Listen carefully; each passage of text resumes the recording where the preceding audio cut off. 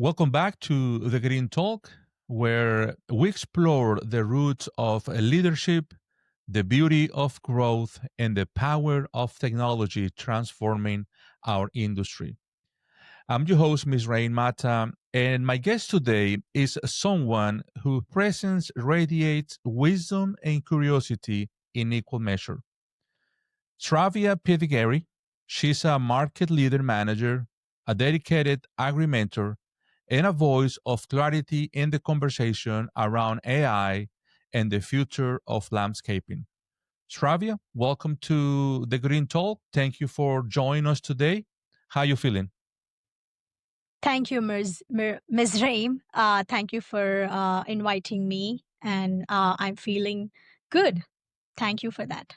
Awesome, awesome. It's really a pleasure to having you with us today.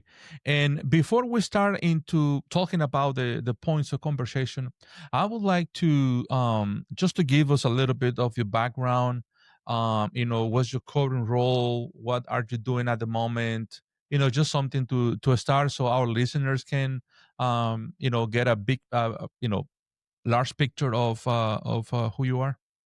Sure, absolutely. So I am Shravya Peddigari, and I'm currently working as a market leader, general manager at Save a Tree in Northville, New Jersey. And being a market leader, I currently deal with manage the sales team, operations, and office, everything integrated with respect to the branch, the P&L. It's like running my mini company. So I deal with all the customer service requests, and I try to incorporate all the services that we do are customer oriented and make sure everything that we do is actually belonging to the customer, because all the businesses that we do in the green industry are all customer centric. So most of the part or most of the time, people forget that, mainly the leadership or the people who manage. So I try to keep it as my first thing to make sure we are serving the right service to the people. Awesome. That's great. That's a lot of work. Sounds like a lot of work. Yeah, but I enjoy it a lot when it comes to the work. Even though I work for like more than 12 hours each day, it excites me more each and every day, because every day is a new opportunity to learn. So it is very interesting role to be in. That's good. That's the best part. If you enjoy what you're doing, that's a good part of everything. And Shravya, so I would like to ask or to start with, how do you ended up in the industry, or what inspired you to start this journey into the landscape? It something that you grew up around, or just life kind of just moved you into this direction? Uh, that's an interesting question, because I actually wanted to become a doctor, and that was the plan. So basically, I'm from India. So in India, if you want to become a doctor, you need to write an exam, and the life had other blueprints for me. So when that didn't work out, horticulture is what, like, I did my bachelor's in horticulture. So that was the only option left, which was not something I chose, but something that horticulture has chosen me.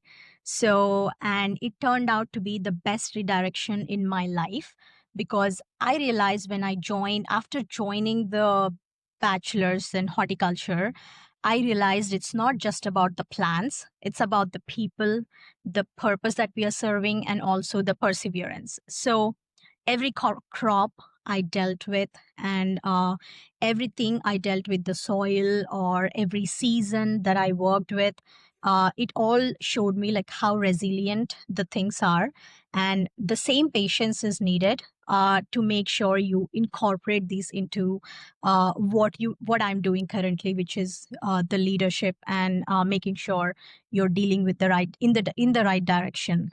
Beautiful, beautiful. And I really like the fact that you mentioned one of the purpose of this podcast, which is the people, right?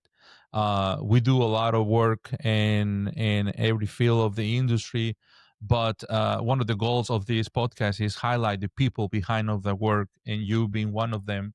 So thank you for making that statement into your comment. I like that. Um, Sure, and absolutely. I'm pretty sure, talking about staying in that same line of people, I'm sure that in your career you cross paths with people that were your mentors, right? And somehow influence you in a good direction to keep moving forward in this path. Do you want to talk about a little bit about that? Absolutely. So it's interesting when when I talk about the mentorship, because I mentored many people, like many students, when after I came to the United States. But I never had one particular mentor in my life, so I'm still looking for one. But my mentors came through books, like the books I read and the interviews I look into, and also the people I watch very closely. For example, like I learned a lot of boldness from Mark Cuban. So when I watch his interviews and I see how he thinks, and also from books like Atomic Habits, like I learned that systems are more important than the things that you do individually. So that helped me a lot. And another great book that I learned and it taught me a lot is How to Win Friends and Influence People. It taught me about human connection and how to manage the team or people, even if it is in professional life or personal life. So I always say, like, mentorship is like doesn't need to have a face. Sometimes it can be found in words or wisdom when we are talking with other people. And it is like you need to have that curiosity so that it never stops growing. Even when you go out of nowhere and there are a bunch of people, you can learn something from them. And that's kind of like your own mentorship if you have that curiosity. So that's my take on mentorship.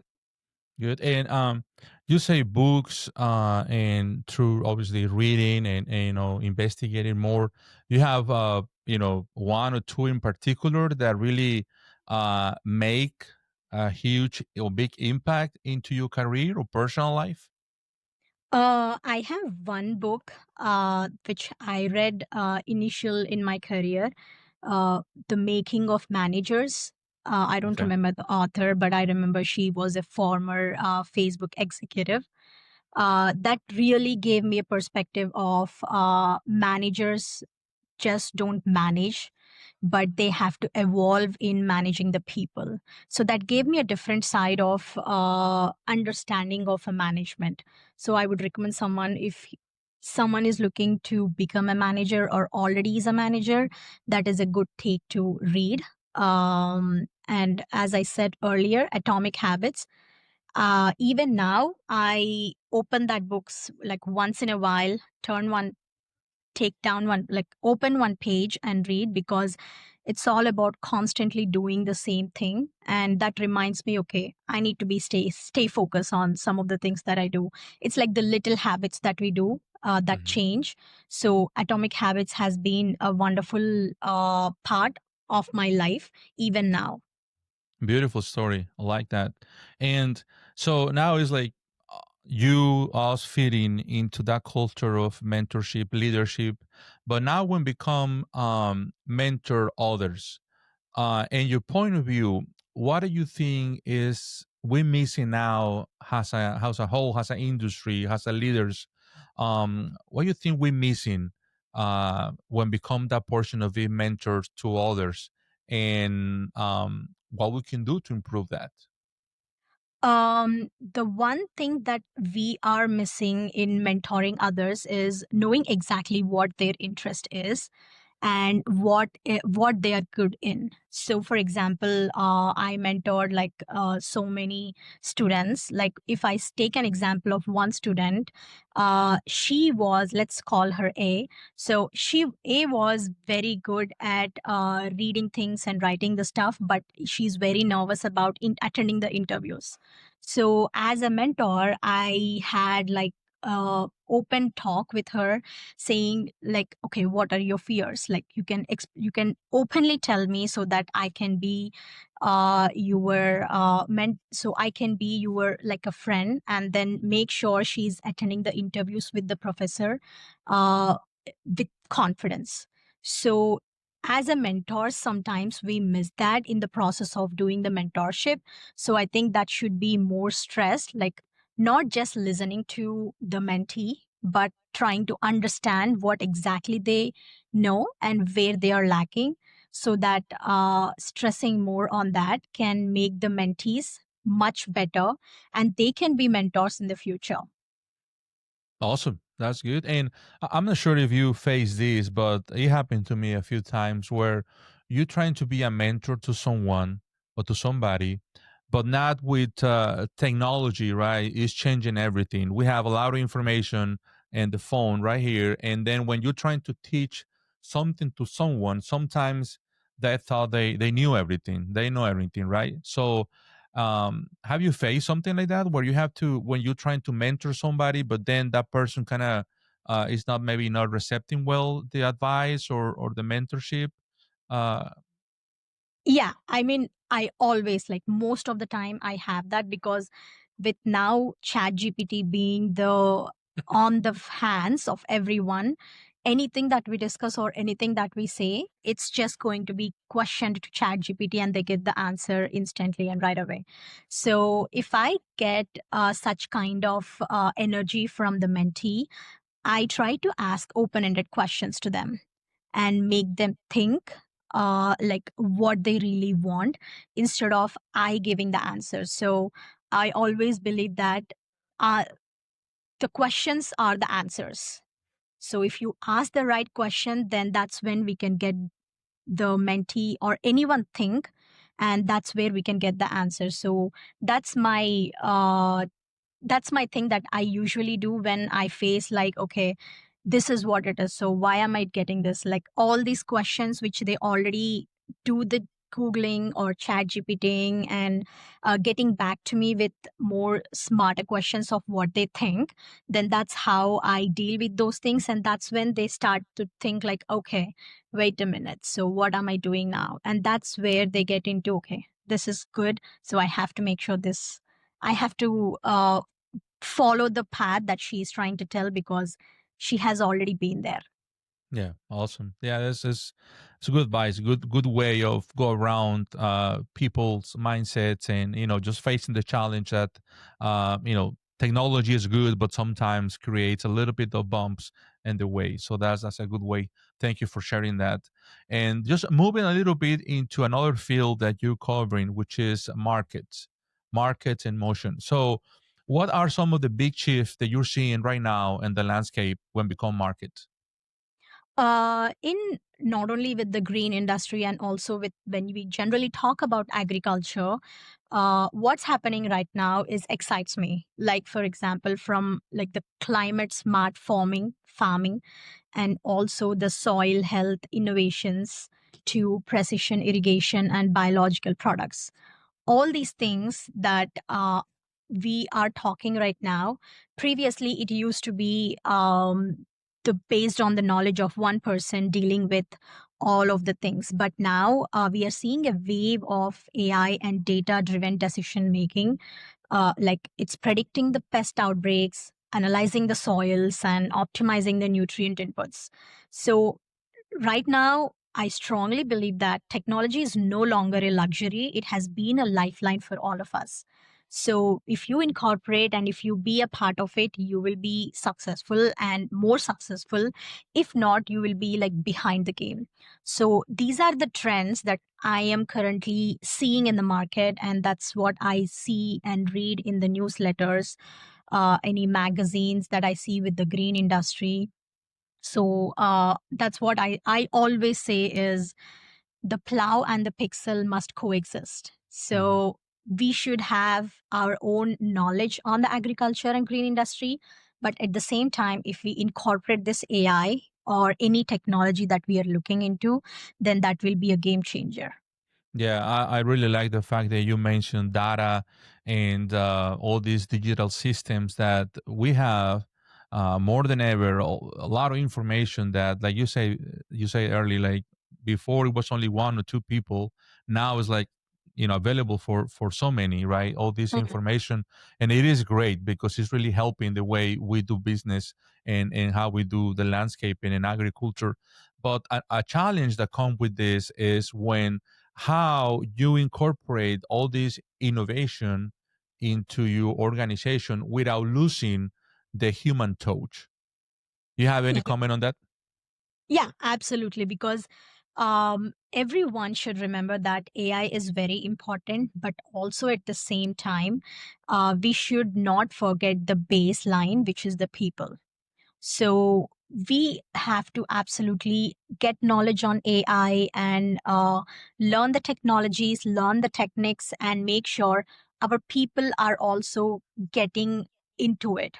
So if we get the buy-in from the people that they are learning about the AI, that's when they will be start asking about like, okay, how are we going to do this like together? If people get threatened about, okay, if this AI comes or if this technology comes, it's going to take my job away. I don't believe that with some cases, because if you are proficient and if you are always being curious and innovative and having incorporating the technologies that you're having with your AI skills, then you can be excelling in any field that you are working in. I'm not just talking about the green industry or agriculture, like in a general sense.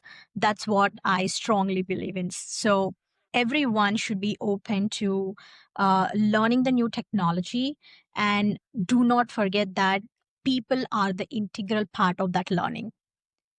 That was the most forget part. Most of the people think, okay, if I learn this, then I don't need these people. But you need to have people to make your work seamlessly controllable by someone who knows how to deal with the systems and the productions that you're doing. So Yeah.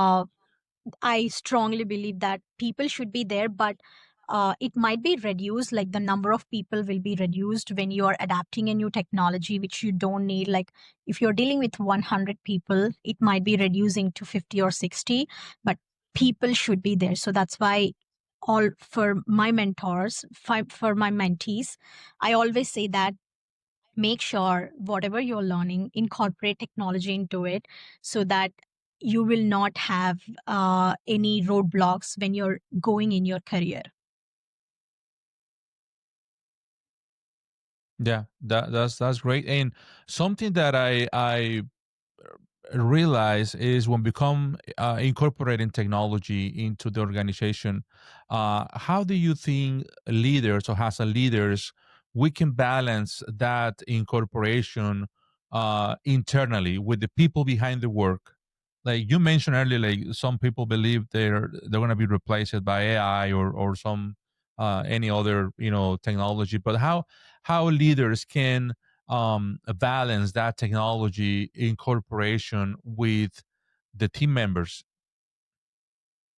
Absolutely. So, being a leader, getting to know the AI is very crucial because it is reshaping how we lead the teams. Because it's not replacing the experts, but it's empowering them. You know, when we talk about this AI, I would say that AI has been like a microscope for all the leaders or leadership for their management, because it is showing us something that's like in more detailed manners or detailed patterns and possibilities that we couldn't even have thought of before. So in leadership, like I use AI data driven insights to make smarter decisions. But as I said earlier, I'll never forget that behind every number, there's a person. So when technology should make us more human and not less. So that's that is my criteria whenever I think or whenever I take a new course on AI. uh, Everything that I talk about AI in green industry, that's my main point, to make sure that even though we are taking more technology, we shouldn't be forgetting the humans, because on every number, behind every number, there is a person. So that makes a lot of difference of how you think about AI being incorporated as a leader. Yeah, I like that statement that you made. Technology should make us more human and not less. Mhm. That's a great mindset. And staying on that line of the AI and technology, there is any specific? I mean, you say already, right? You're using technology for using data for making decisions or better decisions, but um, talking about ChatGPT or AI specific, there is any way, any specific ways besides data that are you using technology to be a better leader, to help to lead your teams better? Yeah. One thing, as you said, I use data a lot to make some good decisions or smart decisions. But apart from that, the technology I use is all the other newsletters that I read. When I hear something about innovative that has been done in any plant healthcare or tree care or any of the turf grass, I try to learn more about it, or more tech, like what is the technology is about, like how can we incorporate into our company, and if we incorporate, what are the results are going to be, are there any previous data that has been backing this. So that being said, I usually also follow what researchers universities are doing with respect to turf grass or plant health care or tree care, because that will be the next biggest success, or that's the thing that future is going to see. So that's what my point comes, where leaders all should be proactive than being reactive. So that's how I deal with, apart from AI, the technology, what is coming. I always have myself looking into industry newsletters or any industry meetups, or talking with someone that I can get equipped with more technology driven decisions that I can make in my position. Yeah, you read my mind. I was just about to ask about that. Well, that's great. Thank you for bringing that to the table.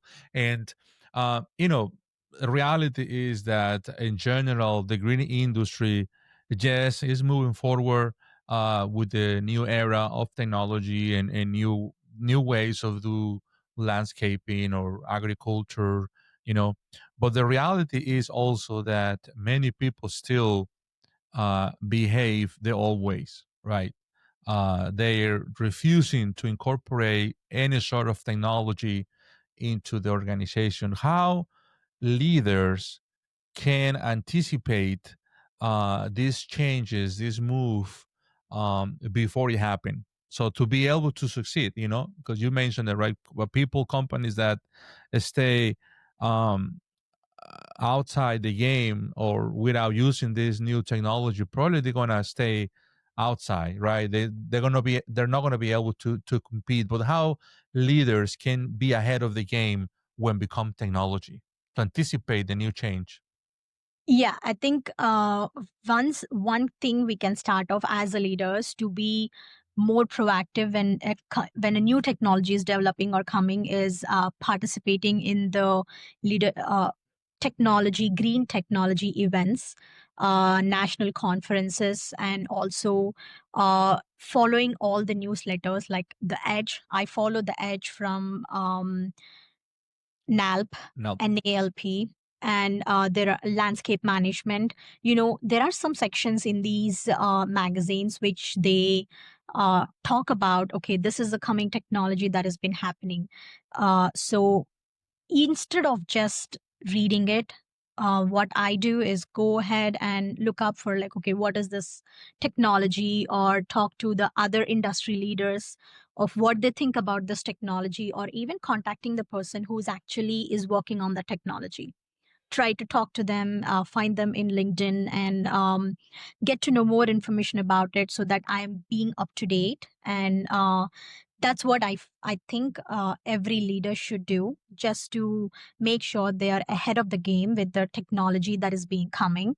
So if that's being practiced relentlessly, then there wouldn't be any gaps or surprises when there is a new technology that is coming, and everyone will be like, oh, I didn't know that. So you know that. So you are already well prepared with what you have already been seeing in the magazines or newsletters. Yeah. So, being or moving from reactive to proactive leadership is going to be a key, or it is a key to be able to keep up with all this change. And what about the mindset? It's a lot of things changing, a lot of things moving. We hear technology and business, gross margins, and all these labor issues, and a lot of things changing and moving in the industry. So, how we can keep up with the right mindset to be able to stay with all these changes in the industry. Yeah, so that's actually a good point to talk about the mindset shifts, because for me, mindset shifts means moving from reacting to actually reimagining what we can do. It's like from saying, what do we do now? Or to from there to what can we create next? It's like always thinking, okay, it's a big thing. So what are we going creating a next big thing? So it's not about changing your circumstances or anything like that, but it's about changing the focus of your lens, where you're focusing right now, instead of just as a broad term, focus it in a narrow region. That's when most success comes, when you do the mindset shifts. When I started leading, I learned that, growth doesn't start with a new strategy. Look, all of a sudden you start with a new strategy and that's how the change comes. No, it doesn't happen like that. It starts with a new story that you tell yourself, okay, this is what I'm going to do. So let's get this moving in this direction. So that's what I always say, like, a reactive leader puts out fires and a proactive leader builds systems that prevent them. So that's what I have learned. Even I am learning still now. I'm still learning every single day. What I've learned to protect time for focus, having that focus and track the indicators, like what is affecting the company, or even for the fact what is affecting the green industry, and always ask, like, what does the future version of this decision that I'm going to take will look like? So Yeah. every decision that I take, always I think about what are the future impacts going to be. Is it even for a smallest decision? I try to think in that way, because if there is anything that I can change, because my sense of thinking changes when you think in future tense. Okay, if I'm taking this decision, how is it going to impact in the next 10 years? When you think about that, you will be taking into consideration all the changes that might happen in next 10 years. So that what I think mindset shifts should work for every leader out there. Yeah, no, definitely, 100%. And you mentioned it a few times about the impact that all this is having. So, as a leaders, how we can prepare now our teams, right, to embrace the challenge for tomorrow. Communication. Absolutely. I would say communication, communication, and communication. Having that meetings and making sure our team is up to date with the information that is being out there. And also, everything that I know, I share it with my team, so that they are being updated and they are not surprised if something comes up and they're like, oh, I didn't know that. So, as a leader, my first thing is I'll make sure my team is all updated with not only with the AI technology and everything, with all the other systems that are in place in the company, including how we do the routing, how we do the customer service complaints. Everything has a system. So we talk about them, we revise them, and it's like an open ended thing. So it's not like I talk and they listen. It's a conversation which we have, that I saw a lot of difference instead of just saying, like, okay, you do this and that's it. Yeah, no, that's great. And talking about teams and all this challenge and whatnot, what is one piece of advice that you could provide to someone that it is just entering into this industry? Either there is the landscaping or the agriculture. What will be that advice to that young person or professional? One advice I would say or I would give is build relationships, and always document your wins and your failures and learn from the failures, and find people who challenge you to grow, so that gives a set standard for you to grow more every day.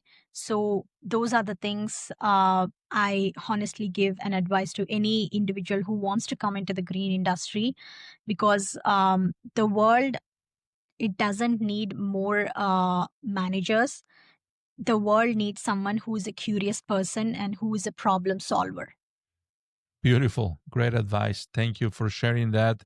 And your point of view and your experience, what is one mistake that leaders often make when they are adapting to new markets? Not thinking ahead is one of the primary mistake leaders make when it comes to either adapting a new thing or going into the new market, because they react, as I said, like it comes again, like, being proactive versus reactive. So I incorporate that in almost most of the things, in the things that I do. So leaders, they react when markets shift instead of preparing. So when a great leadership is, what a great leadership is about, it's building the right systems, because systems work automatically when they are set in the right direction, and that will survive the business, not only the business but also the personal life. So every time, put the systems in place, not the feelings or emotions. Great. Amazing. Now, I would like to take you back in time, years back, and what it will be an advice that you will give to your younger yourself, one piece of advice for a younger version of yourself back on time. uh, I would give, I would just say, stay consistent on what you're doing, and stay curious, and ask good questions, and trust that every setback you get, that's when there is a next stage of growth that you're going to have. Great. Yeah, ask question. And you mentioned early relationships, build relationships. That's great. All these advices are great. Thank you for sharing that. Yeah. And I would like to talk now a little bit about the future. So, we talk about the technology, the mindset, and how to embrace all the change. But how do you see the industry moving forward in the next 5, 10 years with everything is happening? I would say there will be a drastic change in the next 5 years, because the AI or any technology that is being there in the industry, it's right now in a position where it's in the preliminary stage or in the medium stage or at the end of the technology preparation, whether it's AI or anything, because I believe there is a lot more to develop inside the green industry or agriculture industry to incorporate the AI and do so many wonders, like how the tech industry is growing with AI. So, in the next 5 years, I can see, not only with respect to the technology that is incorporating, even with we are already seeing some changes in the smart irrigation and how it is being helpful for golf courses and mainly in the California dry areas. But I believe next we can also see some drastic changes in plant health care and mainly in the turf grass industry, and also how it will elevate the leaders and how it will help the leaders in the green industry to get back their time so that they can save some of their time by using this technology. So I'm really looking forward for the future of the green industry. Yeah, the future is exciting and promising, right? Absolutely. Yeah. and and the people, yeah, the technology is going to play a huge portion of it, but the people in the industries were really making this the future exciting.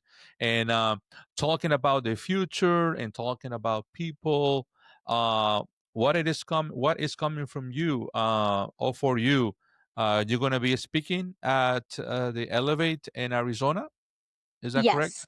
Yes, that is. Do you want to give us a little bit of an introduction of what people can expect from your presentation?